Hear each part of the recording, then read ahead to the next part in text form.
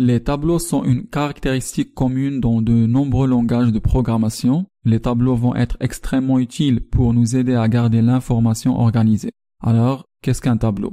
Un tableau est une collection de valeurs tout enveloppées qui est désignée par un nom donné. Bon, qu'est-ce que cela signifie? Eh bien, nous savons déjà comment créer une variable. Nous utilisons le mot var, nous lui donnons un nom, et puis on peut utiliser le signe égal pour affecter une valeur à cette variable. Cela pourrait être une lettre, un nombre, une chaîne de caractères, un booléen, mais il pourrait être qu'une seule valeur à la fois. Maintenant, un tableau est l'idée de plusieurs valeurs, mais toutes contenues dans une seule variable nommée comme ceci. Nous avons une variable appelée mon tableau avec plusieurs valeurs dedans. C'est une excellente façon de conserver les données qui appartiennent au même ensemble. De garder des dizaines, des centaines ou même des milliers de morceaux d'informations ensemble sans avoir à nommer chaque pièce individuelle comme une variable individuelle. Mais avant qu'on le fait, voici quelques concepts. Vous voyez, si tout ce que nous avons est un nom pour ce tableau entier, comment pouvons-nous ajouter ou récupérer des morceaux individuels? Eh bien, dans un tableau, chaque valeur individuelle réfère souvent en tant qu'un élément. Cet élément a un certain nombre, un index, qui indique où il se trouve dans le tableau. Les tableaux ont un ordre interne, ils ne mélangent pas leurs valeurs de façon aléatoire. Alors le premier emplacement a un indice de 0, le deuxième emplacement ou deuxième élément a un indice de 1, troisième emplacement est 2, et ainsi de suite. J'ai donc un tableau avec 7 éléments dedans ici, mais il n'y a pas de taille minimale ou maximale. Vous pouvez faire des tableaux aussi grands que vous en avez besoin. Vous êtes simplement limité par la quantité de mémoire dont vous disposez. En JavaScript, comme la plupart des langages de programmation d'aujourd'hui, les tableaux sont basés sur 0, et cela signifie que la première position, le premier élément dans le tableau est considéré d'être en position 0 et non pas la position 1. Dans certains langages de programmation comme les anciennes versions de Visual Basic, on utilise des tableaux basés sur 1, mais les tableaux basés sur 0 sont beaucoup plus communs. Nous pouvons donc utiliser ce numéro, cet index, pour soit définir cette valeur ou pour arriver à cette valeur. J'ai donc besoin d'utiliser à la fois le nom du tableau et l'index de l'élément pour accéder à n'importe quelle partie du tableau. Donc, allons voir quelques exemples. Revenons à Firefox. Maintenant, le premier tableau que je vais créer, je vais l'affecter à la variable jour de la semaine. Maintenant, il y a plusieurs façons de créer un tableau, mais la plus facile est ceci. Crochet ouvrant, crochet fermant, et nous avons maintenant défini un tableau vide et nous l'avons affecté à jour de la semaine. Il n'y a pas de valeur à l'intérieur de ce tableau, donc il est simplement vide. Nous pouvons mettre une série de valeurs dans notre tableau et séparer-les à l'aide des virgules. Par exemple, je vais mettre quelques strings dedans. Alors maintenant, j'ai un tableau qui se compose des strings. Et ces strings vont toujours rester dans l'ordre dans lequel elles ont été définies.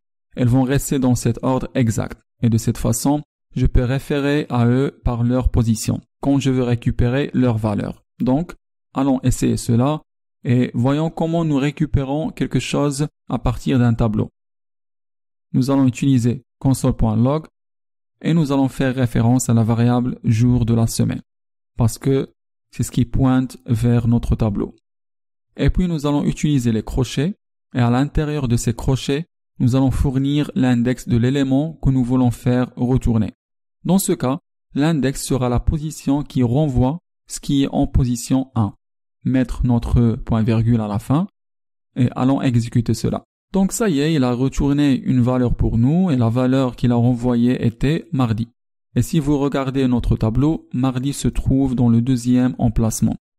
Nous devons donc toujours garder à l'esprit que les tableaux sont numérotés à partir du 0. Le premier emplacement est indexé comme 0, le deuxième emplacement est indexé comme 1.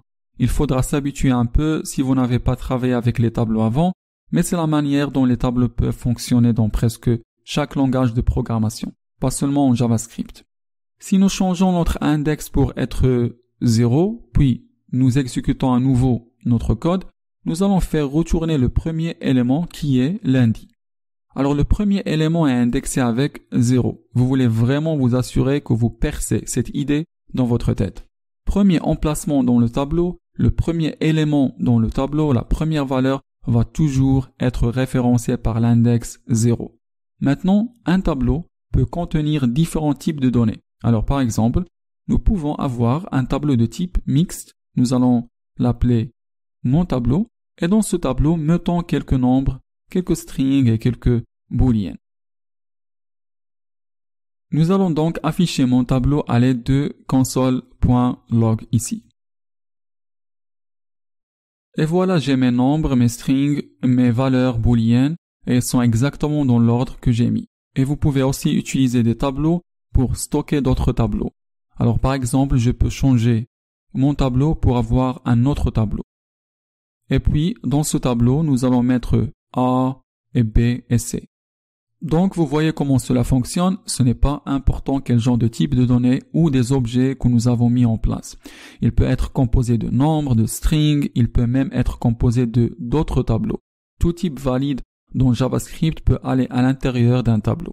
Allons donc supprimer certaines données, juste pour nettoyer cela un peu, et allons maintenant afficher l'une de ces valeurs. Faisons console.log de mon tableau, et demandons à lui qu'est-ce qu'il y a à l'intérieur du troisième index. Maintenant, nous savons ce que l'index 3 devrait être, pas vrai, parce que nous savons qu'il commence à compter à partir du 0. Alors vous pouvez dire 0, 1, 2, 3 et déterminer ce qui va être à l'intérieur du troisième index. Alors, allons exécuter cela. Et il fait retourner à nous notre tableau imbriqué. Il nous montre ce que ce tableau contient. Maintenant, si nous voulions récupérer une valeur de ce tableau, fondamentalement, nous jetons un coup d'œil à l'intérieur d'un tableau, puis à partir de là, nous récupérons la valeur d'un élément de ce tableau par son index. Nous pouvons le faire comme ceci. Nous allons juste aller ici et copier cette ligne. Nous allons la ramener ici. Et après que nous récupérons le tableau imbriqué qui est en position 3, nous allons simplement demander qu'est-ce qui est en position 1 juste après. Crochet ouvrant, crochet fermant, et allons réexécuter cela. Et voilà, il retourne B. Je vais juste me débarrasser de ces console.log en commentant ces lignes, donc nous n'allons pas exécuter ceci.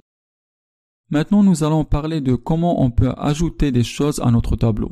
Jusqu'à maintenant, nous avons pu faire récupérer des choses du tableau, mais nous voulons être en mesure d'affecter des valeurs dedans. Nous ne voulons pas avoir à redéfinir le tableau entier à chaque fois qu'on veut ajouter ou modifier quelque chose. Nous pouvons mettre des choses dans les emplacements en disant simplement mon tableau et nous allons dire à la position 2 affecter JavaScript Lab. Et voilà, c'est tout. Vous dites juste très bien en position 2, définissez cette valeur, mettez cela en place. Il s'agit juste d'un opérateur d'affectation simple. Eh bien, faisons un autre. Je vais juste copier cette ligne et disons qu'en position 6, nous allons mettre voiture. Et maintenant, attendez une minute, il n'y a pas de position 6. La position 5 était cet élément ici. Alors, il va juste mettre un nouvel élément dans cette position pour nous. Alors, allons tester cela.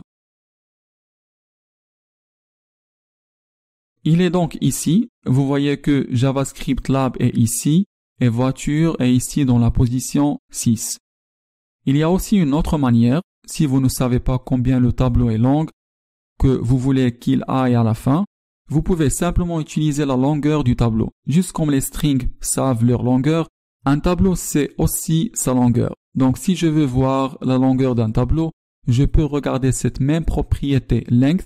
Tous les tableaux ont une propriété length. Donc si je fais console.log et puis mon tableau.length, je peux voir que la longueur de mon tableau est de 7. Mais vous remarquerez que la longueur du tableau n'est pas basée sur 0. La dernière position est 6, mais la longueur du tableau est 7. Alors nous pouvons mettre les choses à la fin du tableau en disant simplement mon tableau et nous allons dire à la position mon tableau.length égale avion par exemple. Et c'est tout. Vous dites juste très bien à la position 7, définissez cette valeur, mettez cela en place. Eh bien, allons tester cela. Et donc ça y est, il a mis avion dans la position 7. Alors un tableau est un ensemble d'informations qui peuvent être référencées par une seule variable. Imaginez si nous avons plusieurs milliers d'adresses des clients, nous ne voulons pas créer des milliers de variables pour stocker ces adresses. À la place, nous pouvons les affecter toutes à un tableau, puis utiliser une seule variable pour extraire chaque adresse de client par son index. L'autre chose qui est puissant à propos des tableaux est qu'ils tiennent leurs informations dans le même ordre, sauf si on le fait changer. Peu importe ce que nous mettons dans le premier emplacement reste dans le premier emplacement. Alors les tableaux sont vraiment utiles pour garder des listes ordonnées. Nous pouvons trier ces 1000 adresses clients et puis elles seront conservées dans cet ordre pour nous par le tableau. Vous pouvez vous imaginer comment les tableaux vont nous aider lorsque nous commencerons à faire sortir les enregistrements et les données de notre base de données ou bien des fichiers Excel. Nous pouvons récupérer 50 enregistrements de clients, les trier alphabétiquement par nom de famille et les stocker dans le tableau. Et ils vont rester classés dans ce tableau par nom de famille. La dernière chose que je veux vous mentionner, c'est qu'il y a une autre façon pour créer des tableaux. var, mon deuxième tableau, égale new array, va aussi fonctionner aussi bien. Vous n'avez même pas besoin d'avoir le mot new, tous ceux-ci sont exactement équivalentes les unes aux autres. Mais ma façon préférée est juste les crochets seulement. Je pense que c'est la façon la plus simple de le faire.